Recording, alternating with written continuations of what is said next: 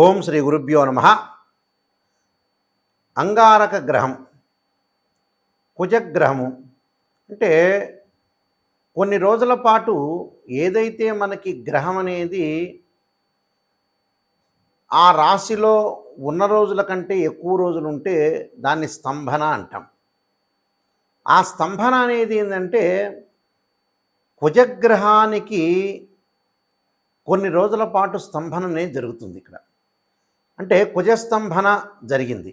అంటే కుజస్తంభన అంటే మనకి ఆగస్టు 27వ తారీఖు నుండి 2024 అక్టోబర్ 21 తారీఖు వరకు కూడా 55 రోజుల పాటు కుజస్తంభన జరగటం, మళ్ళీ తిరిగి మిథున రాశిలో సంచారం చేసే కుజుడు కర్కాటక రాశిలోకి మళ్ళీ వెళ్ళి అక్టోబర్ 21వ తారీఖు నుంచి జనవరి 22వ తారీఖు వరకు కూడా, జనవరి 22 అంటే 2025 జనవరి 22వ తారీఖు వరకు 92 రోజుల పాటు కర్కాటక రాశిలో కూడా స్తంభన జరిగింది.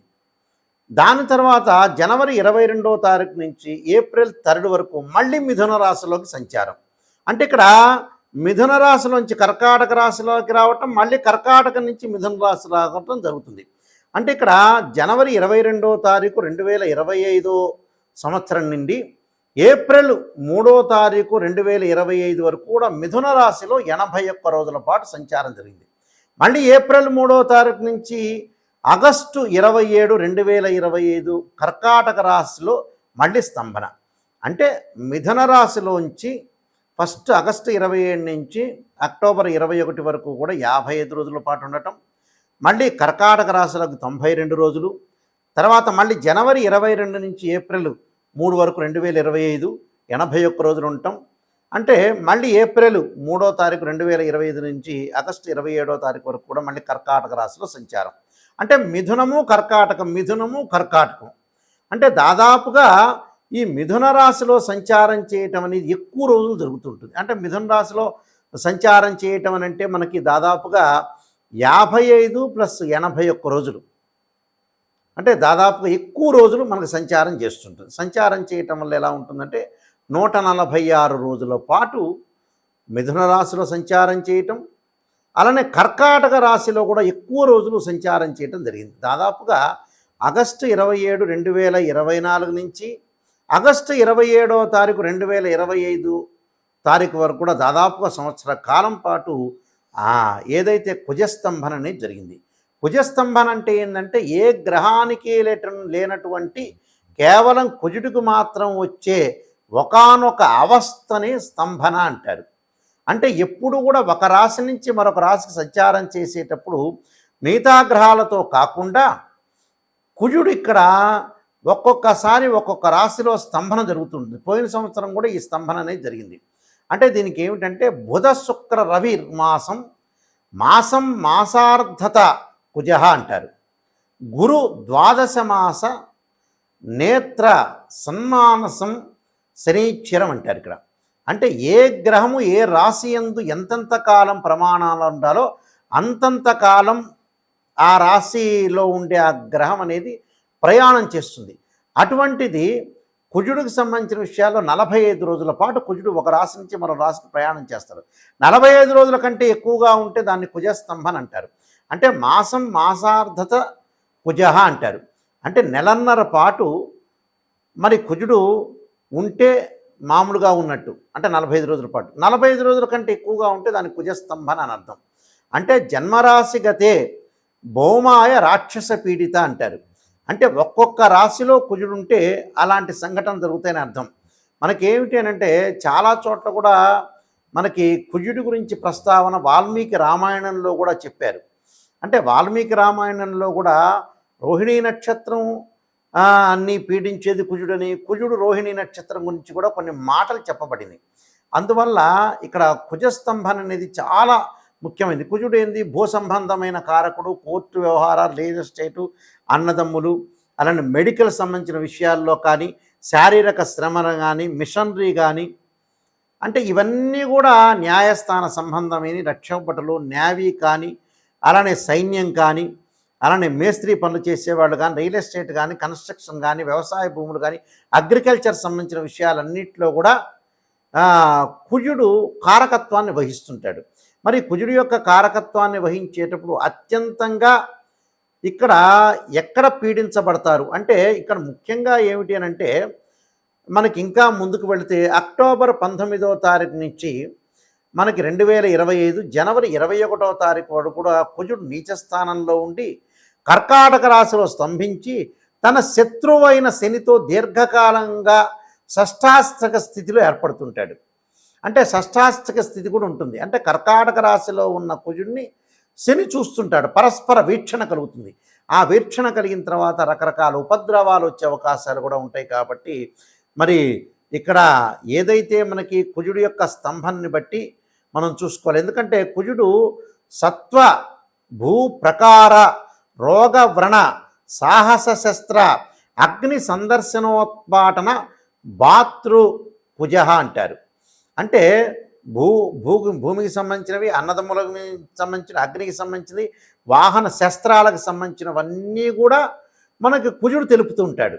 అంటే కొంతమందికి అత్యంతంగా లాభపడే రాశులు ఉంటాయి, అత్యంతంగా దారుణంగా పీడించబడే కొన్ని రాశులు ఉన్నాయి, మధ్యంతర రాశులు కూడా ఉన్నాయి. కాబట్టి ఏ రాశుల వాళ్ళకి బాగుందో లేదో మనం చూసుకుందాం. ముఖ్యంగా మిథున కర్కాటక రాశుల వాళ్ళకి కొంత చెడు కాలం అని చెప్పుకోవచ్చు. ఆ తర్వాత మీనము, మేషము, వృశ్చికము, ధనస్సు అంటే ఈ 6 రాశుల వాళ్ళకి కూడా కొన్ని ఇబ్బందికరమైన పరిస్థితులు ఏర్పడే అవకాశాలు ఉంటాయి. కాబట్టి ఇక్కడ మిథునము, కర్కాటకము, మీనము, మేషం, వృశ్చికం, ధనస్సు వాళ్ళు కొద్ది జాగ్రత్తగా ఉండాలి. మిగతా రాశుల వాళ్ళకి కొన్ని మంచి యోగాలు ఉండే అవకాశం అనేది ఉంటాయి. తులారాశి వాళ్ళకి కుజస్తంభన వల్ల ఏ విధంగా ఉండబోతుంది అని చూస్తే నవమ దశమాల్లో మనకి మిథున కర్కాటక రాశులు తులారాశి వాళ్ళకి నవమ దశమాలత అంటే భాగ్యస్థానము దశమస్థానం అవుతుంది. కాబట్టి ఎలా ఉండబోతుంది? 9వ స్థానంలో కుజుడి యొక్క ప్రభావం అనేది కొన్ని రోజుల పాటు ఉంటుంది. దశమ స్థానంలో కూడా కొన్ని రోజుల పాటు ఉంటుంది. అంటే కుజస్తంభం జరిగింది కాబట్టి మిథునము కర్కాటకంలోకి కొన్ని రోజుల పాటు మిథునంలో సంచారం చేయటం, కర్కాటకంలో సంచారం చేయటం జరుగుతుంది. మరి మిథునంలో భాగ్యంలో సంచారం చేయటం అనేది ఎప్పుడు జరుగుతుంది అంటే ఆగస్టు 27వ తారీఖు అక్టోబర్ 21 వరకు, అంటే 55 రోజుల పాటు 2024లో. మళ్ళీ మనం 2025కి వద్దాం. ఈ 2025కి వచ్చేటప్పటికల్లా జనవరి 22 ఏప్రిల్ 3వ తారీఖు వరకు కూడా మిథున రాశిలో ఉంటాడు. అంటే 81 రోజుల పాటు మిథునంలోకి కుజుడు యొక్క సంచారం వల్ల భాగ్యస్థానంలో ఉండటంలో ఏం జరుగుతుంది? అన్నదమ్ముల మధ్యలో కొంత సఖ్యత అనేది చాలా ఇంపార్టెంటు. శరీరం ఆరోగ్యం అనేది కొంత కాపాడుకోవాలి. తండ్రి యొక్క ఆరోగ్యాన్ని కూడా బాగా ప్రయారిటీ ఇవ్వాలి. ధనం అనేది అతిగా ఖర్చు పెట్టకూడదు. బంధుమిత్రులతో కొంత సహనంగా ప్రవర్తించాలి. భార్యాభర్తల మధ్యలో విభేదాలు రాకుండా అనురాగంతో ముందుకు వెళ్ళటం ఒకటి. ఎంత సొమ్ము చేతికి వచ్చినా కూడా కొంత ఖర్చు అయ్యే అవకాశాలు ఉంటాయి. అయితే పాత బాకీలు కొన్ని తీర్చలేక కొన్ని ఇబ్బందులు పడుతూ ఉంటారు. అంటే భాగ్యస్థానంలో ఉండటం వల్ల. మరి దశమ స్థానంలో ఉంటే ఏం జరుగుతుంది గురువుగారు అంటే ఎప్పుడు ఉంటుంది దశమ స్థానంలో అనంటే దశమాన్ని మనం లెక్క వేసుకునేటట్టయితే అక్టోబర్ 21 నుంచి జనవరి 22వ తారీఖు 2025 బాగా గుర్తుపెట్టుకోండి. మళ్ళీ 2025లో ఎప్పుడు ఉంటాడు కర్కాటక రాశిలోకి కుజుడు? ఏప్రిల్ 3 నుంచి ఆగస్టు 27 వరకు ఉంటాడు కర్కాటకంలో. అంటే ఈ సమయంలో మనం జాగ్రత్తగా ఉండాలి. ఇలా కర్కాటక రాశి ఏంటంటే దశమ స్థానం అవుతాడుగా. వృత్తిపరంగా ఇబ్బందులు జరగకుండా, కుటుంబంలో వాళ్ళకి ఆరోగ్యపరంగా నష్టాలు జరగకుండా, ఏదైతే ఆరోగ్యాన్ని కొంత కుదుటపట్టడం, మానసికంగా ఆందోళన కలగకుండా, దురదృష్టం అనేది కొంత వెంటాడకుండా, పనిలేని ప్రయాణాలు చేయకుండా, కోర్టు సమస్యల వరకు రాకుండా జాగ్రత్త పడాలి. రక్షణ శాఖ వాళ్ళు కానీ, న్యాయవాదులు కానీ, పోలీస్ డిపార్ట్మెంట్లో ఆరోగ్యాన్ని కాపాడుకోండి. మీ ఉద్యోగం అనేది మీకు ఇంపార్టెంటే, కానీ ఆరోగ్యం కూడా చాలా ఇంపార్టెంటేగా. మీ వెనక భార్య పిల్లలు ఉంటారు కదా. అందువల్ల పోలీస్ డిపార్ట్మెంట్ వారు కానీ, న్యాయవాదులు కానీ ఇలాంటి వాళ్ళందరూ కొత్త ఆరోగ్యాన్ని ఫస్ట్ ప్రయారిటీ ఇవ్వండి. ఎందుకంటే మీ పిల్లల్ని చూసుకుంటేనే నెక్స్ట్ వృత్తి ఉద్యోగం అనేది కూడా. పిల్లలు భార్య చాలా ఇంపార్టెంట్ కాబట్టి అవి చూసుకోండి. ఆరోగ్యపరంగా ఏదైనా ఉంటే కూడా చాలా జాగ్రత్తగా ఆలోచన చేసి ముందుకు వెళ్ళండి. కుజుడి యొక్క ప్రభావం లేకుండా ప్రయాణాలు చేసేటప్పుడు కానీ డిపార్ట్మెంట్ వాళ్ళు కొద్దిగా ప్రయాణాలు అతివేగం పనికిరాదు. ఎవరితో కూడా తొందరపడి మనస్పర్ధలు రాకుండా మీ దగ్గరికి వచ్చిన క్లయింట్స్ తోటి కూడా కొంత జాగ్రత్తగా డీల్ చేయండి. ఎవరిని పడితే వాళ్ళని పొరపాటున కొంత నమ్మొద్దండి, నమ్మకుండా చాలా జాగ్రత్తగా ఉండాలి, నేను చెప్పిన పరిహారాలు చేసుకోండి, ముందుకు వెళ్ళండి. కెమికల్ ల్యాబొరేటరీలో పనిచేస్తున్న వ్యక్తులు కూడా కెమికల్ సంబంధించినవి కింద పోయటం, చేతుల మీద పడటం, ఆయుధాల్లో పనిచేస్తున్న వ్యక్తులు కానీ శస్త్రచికిత్సలు జరిగే అవకాశాలు ఉంటాయి. ఆరోగ్యం విషయంలో కొద్ది జాగ్రత్త పడాలి. ఇలాంటి విషయాల్లో కొంత అన్నదమ్ముల మధ్యలో సఖ్యతని చాలా ఇంపార్టెంటు. భూ సంబంధమైన విషయాల్లో కూడా తగాదలు, కొన్ని గొడవలు రాకుండా ప్రతిదీ కూడా చాలా కేర్గా ఉండి ముందుకు వెళ్ళండి. నేను చెప్పిన పరిహారాలు చేయండి, మీకు మంచి జరుగుతుంది ఖచ్చితంగా. అంగారకుడి యొక్క ప్రభావం అనేది మనకు ఉండకుండా ఉండాలంటే తప్పకుండా అంగారకాయుధే శక్తి హస్తాయ ధీమే తన్నో భౌమ ప్రచోదయాత్ అనే మంత్రాన్ని, తత్పురుషాయ విద్యే మహాసేనాయ ధీమే తన్నో షణ్ముఖ ప్రచోదయాత్ అనే మంత్రాన్ని, అలానే కందులు, ఎర్రని వస్త్రము, ఎర్రని పూలు, ఎర్రని పదార్థాలు మంగళవారం రోజున ఉదయం పూట కుజహోరలో ఉంటుంది. కుజహోర అనేది ఉంటుంది. ఆ కుజహోరలో మనం ఇవన్నీ కూడా దానం చేయాలి. దానం చేయటంతో పాటు తప్పకుండా కొన్ని అనుసరించాల్సిన విషయాలనే ఉన్నాయి.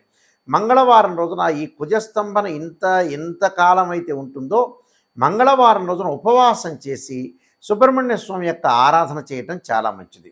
ఆరాధనతో పాటు ఏదన్నా సరే సుబ్రహ్మణ్య స్వామి యొక్క క్షేత్రాన్ని దర్శనం చేయటం ఒకటి, వివాహం కాని వాళ్ళు ముఖ్యంగా శ్రీ వల్లీ దేవసేన సమిత సుబ్రహ్మణ్య స్వామి యొక్క కళ్యాణం చేయటం, సుబ్రహ్మణ్య స్వామికి అభిషేకం చేయటం, కందులతో చేసిన ఏదైతే వంటకాలన్నీ కూడా ఏదైనా సరే తయారు చేసి దేవాలయంలో ఇచ్చి భక్తులందరికీ కూడా పంచాలని ఆ దేవాలయంలో ప్రధాన అర్చకులకు చెప్పటం, అంటే ఇవన్నీ కూడా. అలానే మంగళవారం రోజున ఏదైతే మనకి రాహుకాలంలో దీపం పెట్టడం, ఇలాంటివన్నీ కూడా చేయటం వల్ల ఏంటంటే మనకు కుజుడి యొక్క దోషం పోయే అవకాశం ఉంటుంది. దాంతోపాటు ధరణీగర్భ సంభూతం విద్యుత్ కాంతి సమప్రభం కుమారశక్తి అస్తంచే మంగళం ప్రణమామ్యం అని చక్కగా ఈ మంత్రాన్ని చదవండి. మంత్రాన్ని చదవడం వల్ల కూడా మనం మంచి జరిగే అవకాశం ఖచ్చితంగా ఉంటుంది. మీ అందరికి కూడా మంచి జరగాలని ఆశిస్తూ సర్వే జనా సుఖినో భవంతు.